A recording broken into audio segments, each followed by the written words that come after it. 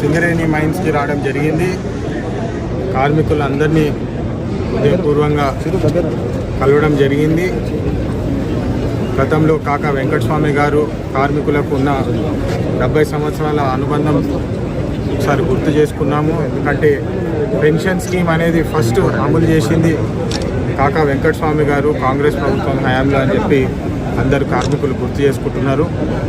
గతంలో చేసిన పని 450 కోట్లు వడ్డీ లేని రుణం కూడా అప్పుడు సింగరేణి కష్టాల్లో ఉన్నప్పుడు కాకా వెంకటస్వామి గారు ఎంతో కృషి చేసి ఇప్పించడం జరిగింది. దాని ద్వారా దాదాపు 1,00,000 పైన ఉద్యోగాలు అప్పుడు కాపాడడం జరిగింది. అదంతా గుర్తు చేసుకొని ఇప్పుడు ఖచ్చితంగా కొత్త బాయిలు ఓపెన్ చేయడానికి కృషి చేస్తామని చెప్పి సింగరేణి కార్మికుల సోదరులకు అందరికీ మాట ఇవ్వడం జరిగింది. ఎందుకంటే గత 10 సంవత్సరాల్లో బాయిలు క్లోజ్ చేయడం జరిగింది, కొత్త బాయిలు రాలేదు, కొత్త ఉద్యోగాలు రాలేదు.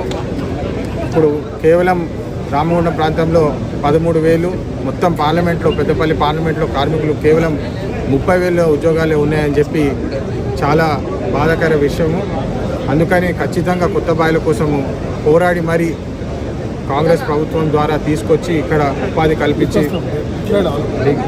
కల్పించి సింగరేణి కార్మికులకు న్యాయం చేస్తామని చెప్పి తెలియజేస్తున్నాము. అదేవిధంగా ఇప్పుడే జనక్ ప్రసాద్ గారు చెప్పినట్టు ఒక రెవల్యూషనరీ స్కీమ్ యాక్సిడెంటల్ ఇన్సూరెన్స్ అనేది సింగరేణి కార్మికుడికి ఏమన్నా జరగడానికి జరిగితే 1 కోటి రూపాయల వరకు ఇన్సూరెన్స్ కూడా అనౌన్స్ చేయడం జరిగింది. ఇదంతా కాంగ్రెస్ ప్రభుత్వంలోనే అభివృద్ధి చేస్తామని చెప్పి మళ్ళీ ఒకసారి తెలియజేస్తూ థ్యాంక్ యూ.